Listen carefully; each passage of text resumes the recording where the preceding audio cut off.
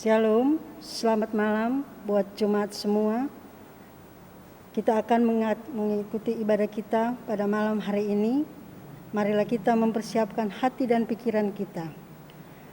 Mari kita berdiri untuk menghadap Tuhan dan menyembah-Nya serta memuliakan nama-Nya karena kasih setia-Nya besar atas kita. Kita menghadap Tuhan dengan menyanyi dari Kidung Jumat 84, bait pertama dan kedua, Ya Yesus Dikau Kurindukan.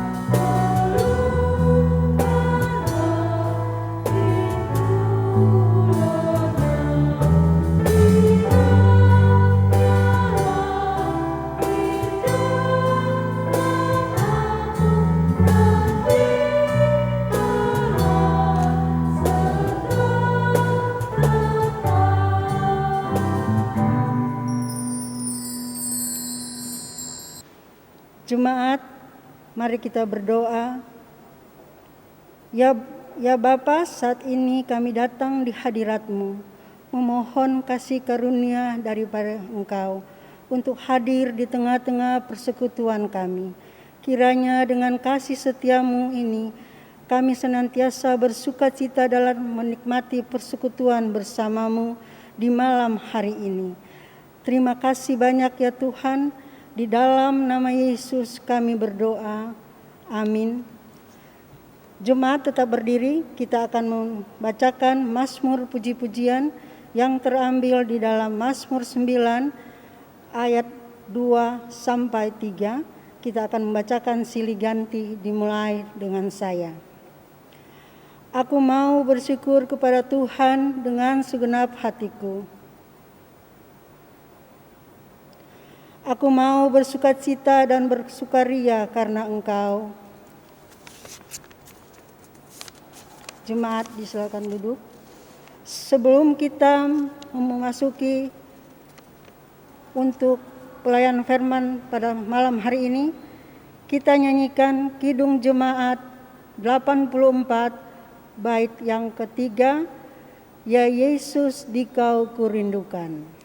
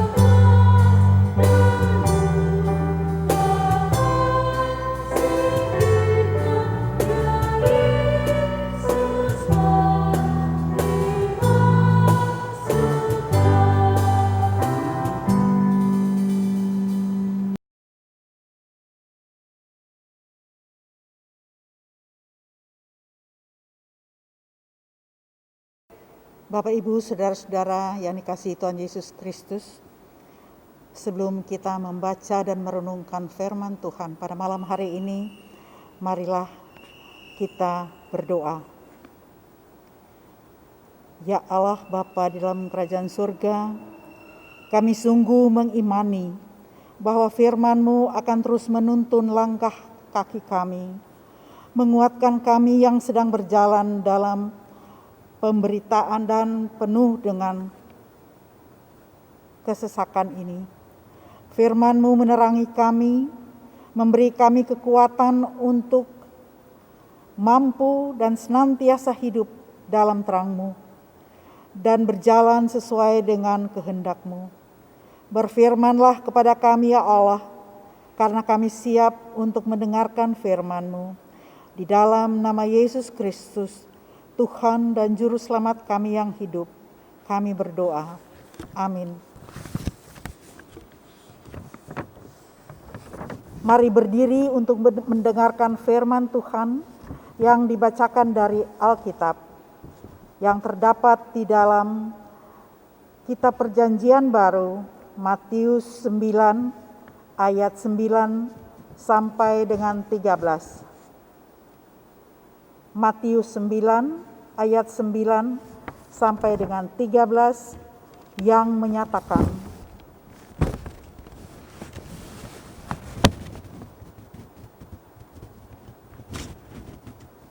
setelah Yesus pergi dari situ, ia melihat seorang yang bernama Matius duduk di rumah cukai. Lalu ia berkata kepadanya, "Ikutlah aku." Maka berdirilah Matius, lalu mengikut dia. Kemudian ketika Yesus makan di rumah Matius, datanglah banyak pemungut cukai dan orang berdosa dan makan bersama-sama dengan dia dan murid-muridnya. Pada waktu orang Farisi melihat hal itu, berkatalah mereka kepada murid-murid Yesus, "Mengapa gurumu makan bersama-sama dengan pemungut cukai dan orang berdosa?" Yesus mendengarnya dan berkata, "Bukan orang sehat yang memerlukan tabib, tetapi orang sakit. Jadi pergilah dan pelajarilah arti firman ini. Yang ku kehendaki ialah belas kasihan dan bukan persembahan, karena aku datang bukan untuk memanggil orang benar, melainkan orang berdosa." Berbahagialah semua orang yang mendengar firman Tuhan dan melakukannya. Terpujilah Tuhan Yesus, Maranatha.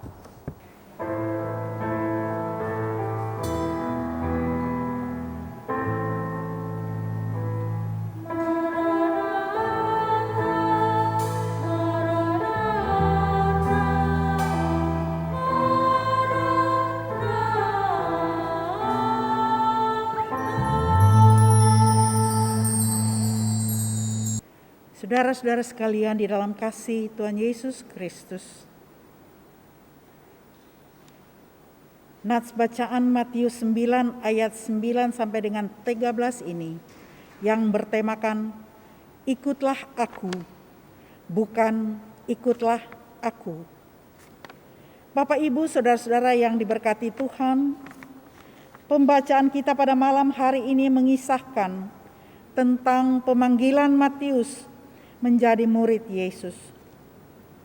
Jika kita perhatikan dalam ayatnya yang ke-9, di situ dijelaskan bahwa pekerjaan Matius adalah sebagai seorang pemungut cukai.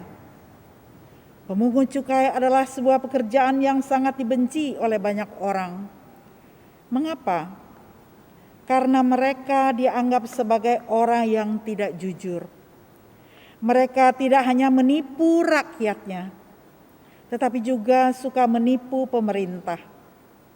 Mereka dianggap suka memperkaya diri dengan mengambil keuntungan dari rakyat. Maksudnya, pajak yang mereka ambil dari rakyat tidak sesuai dengan pajak yang seharusnya dibayarkan.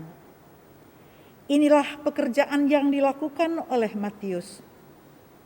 Tidak hanya itu, Matius juga dipandang sebagai antek-antek Romawi.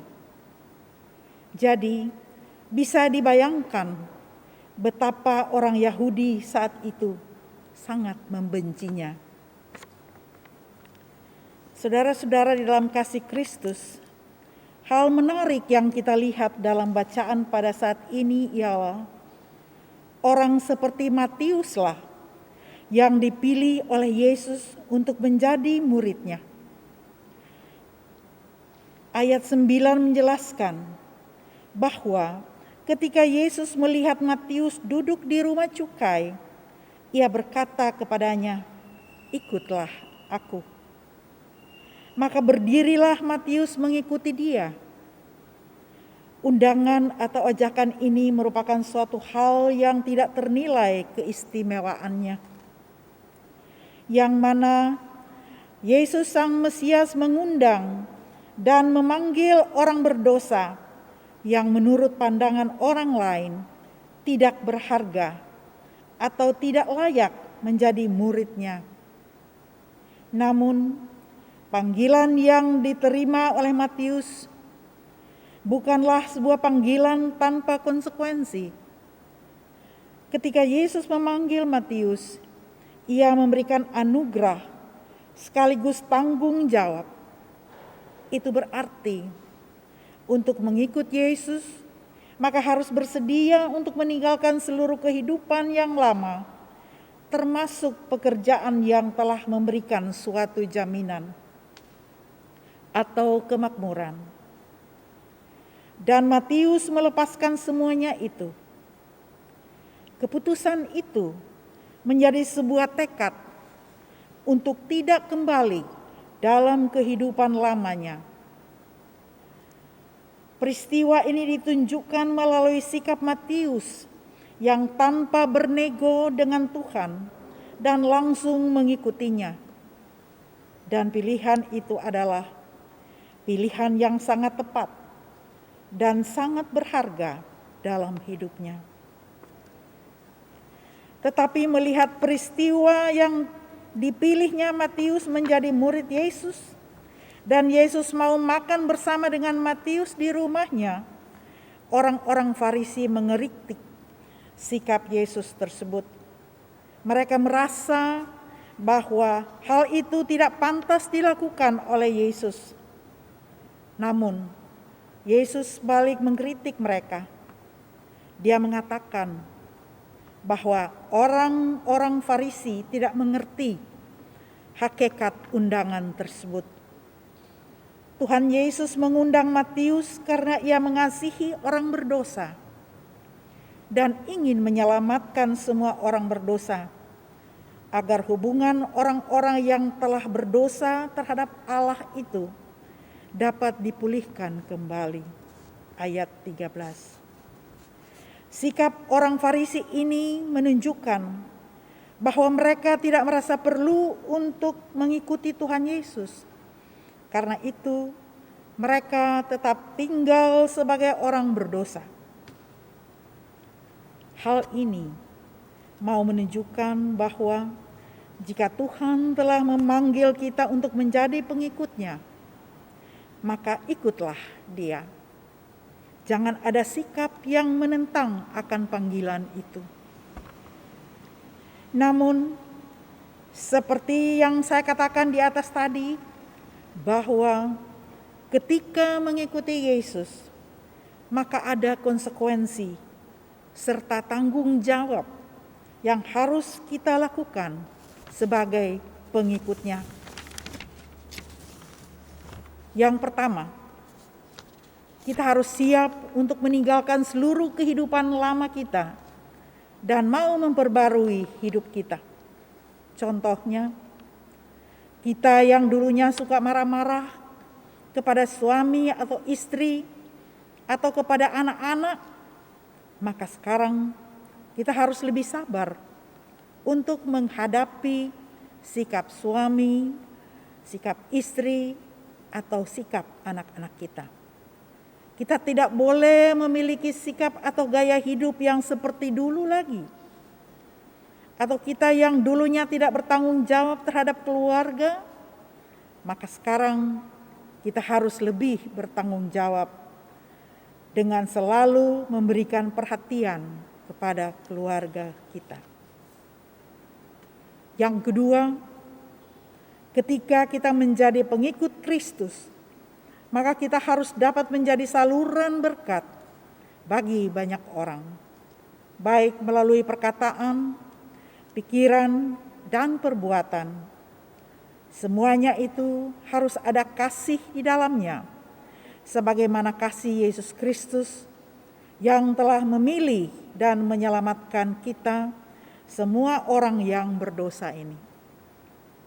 Sehingga kehidupan kita tidak menjadi batu sandungan bagi orang lain, seperti orang Farisi yang hanya tahu mengkritik, tetapi tidak ada kasih di dalam dirinya.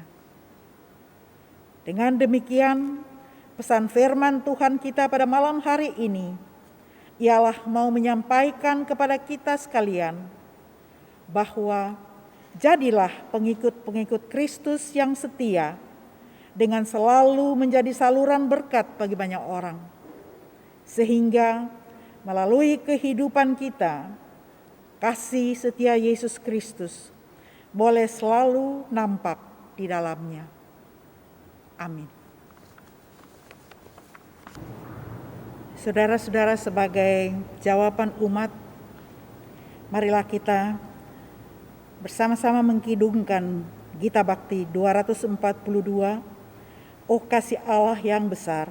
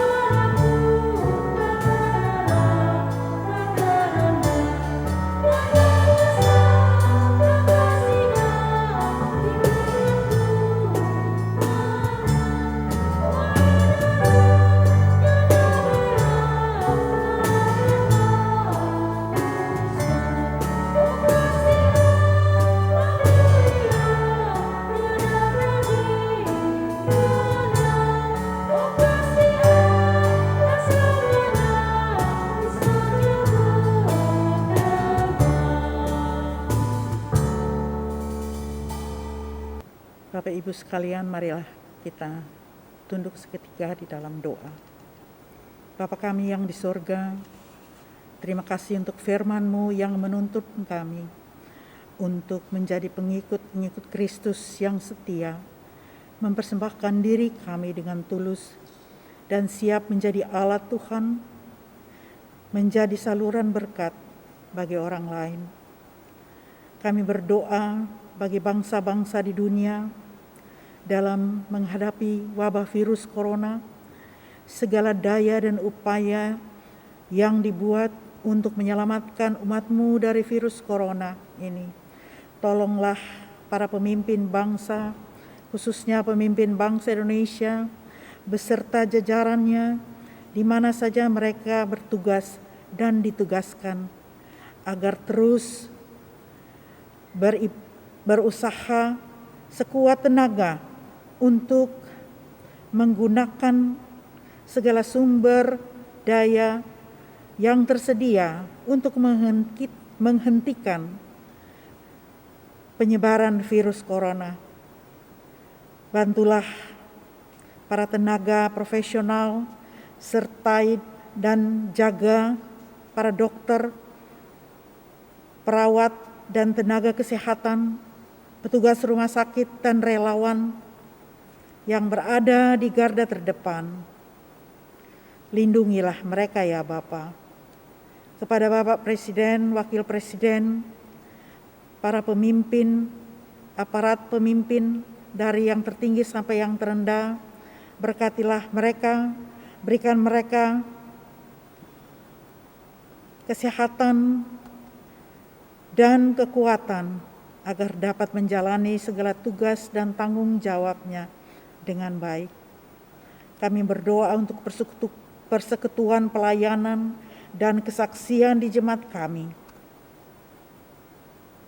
Program-program yang akan dilakukan, kiranya Tuhan memberkati.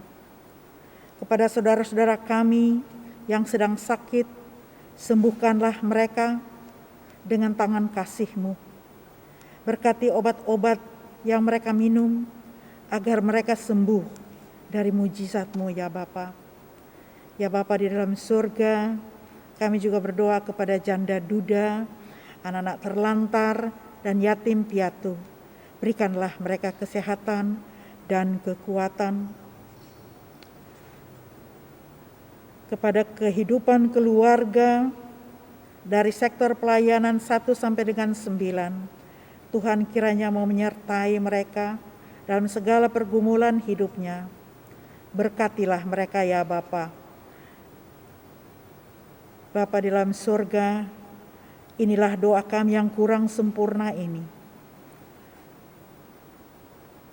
Pulihkanlah kami di dalam Yesus Kristus Tuhan yang telah mengajar kami berdoa.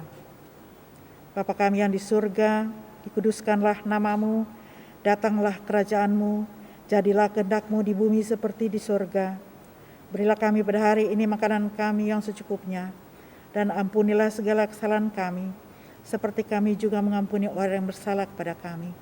Dan janganlah membawa kami ke dalam pencobaan, tetapi lepaskanlah kami daripada yang jahat.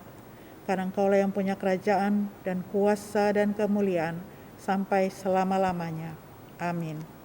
Kita akan memberikan ucapan syukur kita, diinformasikan kepada warga jemaat bahwa persembahan sudah dapat dilakukan secara online dan akan ditampilkan pada saat pemberian persembahan dalam ibadah. Mohon menjadi perhatian jemaat. Jemaat, marilah kita mengucap syukur kepada Tuhan dengan memberi persembahan kepadanya dan mengingat firman Tuhan yang terambil di dalam Roma 12 ayat 1 yang menyatakan, karena itu saudara-saudara, demi kemurahan Allah, aku akan menasihatkan kamu, supaya kamu mempersembahkan tubuhmu sebagai persembahan yang hidup, yang kudus dan berkenan kepada Allah. Itu adalah ibadahmu yang sejati. Tuhan memberkati saudara dan persembahan saudara. Sambil kita memberikan ungkapan syukur kita, mari kita menyanyi di dalam Gita Bakti 82, bait pertama dan kedua. Kita bersyukur kepada Tuhan.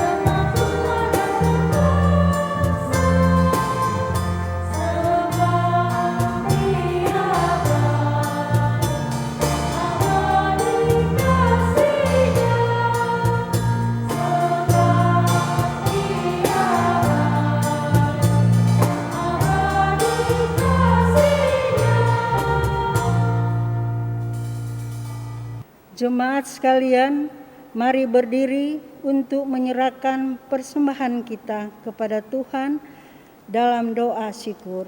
Kita berdoa. Syukur terima kasih Tuhan, kami boleh lagi diberikan kesempatan untuk beribadah pada malam hari ini. Kami sudah memberikan ungkapan syukur kami melalui persembahan kami. Biarlah itu Tuhan boleh terpakai untuk pekerjaan-Mu di tengah-tengah dunia ini, terutama Tuhan Gereja GPIB Harapan Kasih.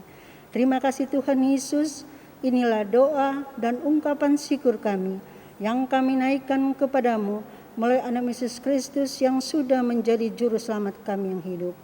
Amin.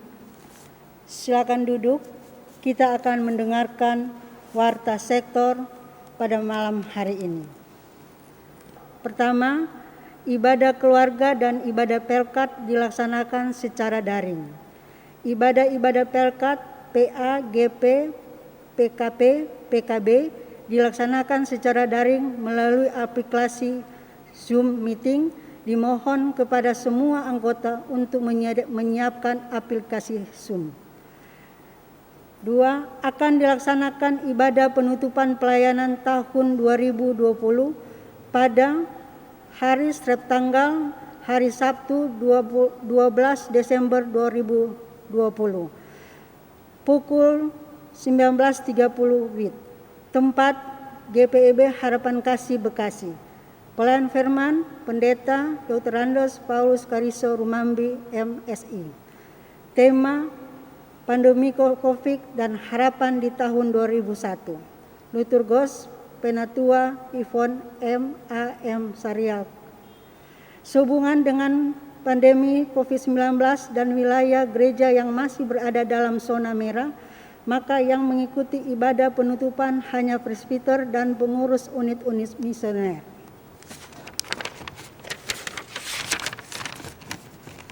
Ketiga, diberitahukan kepada warga jemaat GPIB Harapan Kasih Bekasi bahwa akan dilaksanakan ibadah perjamuan kudus pada hari Minggu 6 Desember 2020 pukul 7 WIB dan pukul 10 WIB.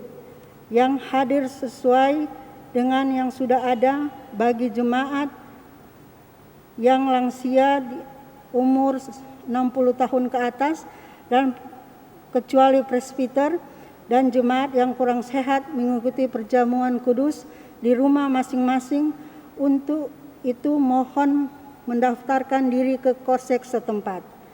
2. Presbiter yang tidak bertugas tetapi hadir mengikuti ibadah perjamuan kudus diwajibkan memakai masker. 4. Dalam rangka menyambut kelahiran Tuhan Yesus Kristus, Komisi Pelkes bersama Komisi Germasa akan mengadakan kegiatan peduli kasih berupa paket bingkisan Natal yang akan dibagikan untuk jemaat dan warga masyarakat di sekitar GPIB Harapan Kasih. Kami juga mengajak jemaat untuk mengikuti berpartisipasi dalam kegiatan tersebut, termasuk di dalamnya bagi yang berkerinduan memberikan donasi dalam bentuk paket berupa beras 2,5 kg, sirup ABC, biskuit merek Legend, susu kaleng, gula ku, minyak goreng botol 1 liter, atau berupa uang yang bisa kami berikan paket. Demikianlah warta sektor. Terima kasih. Saudara-saudara dalam kasih Tuhan Yesus Kristus, saya undang kita sekalian untuk berdiri.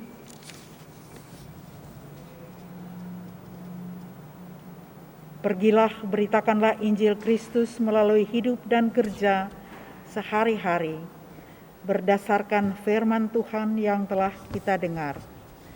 Mari kita nyanyikan Gita Bakti 117 bait 1 dan 10, ajar kami melakukan. Ajar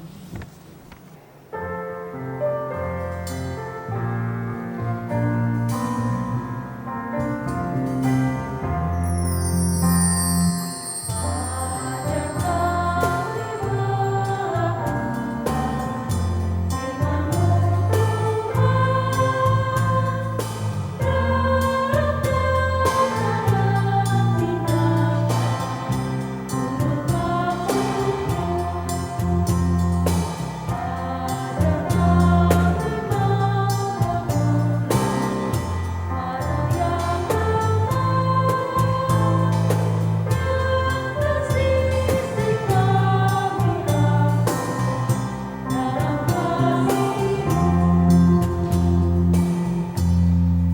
Saudara-saudara, terimalah berkat Tuhan.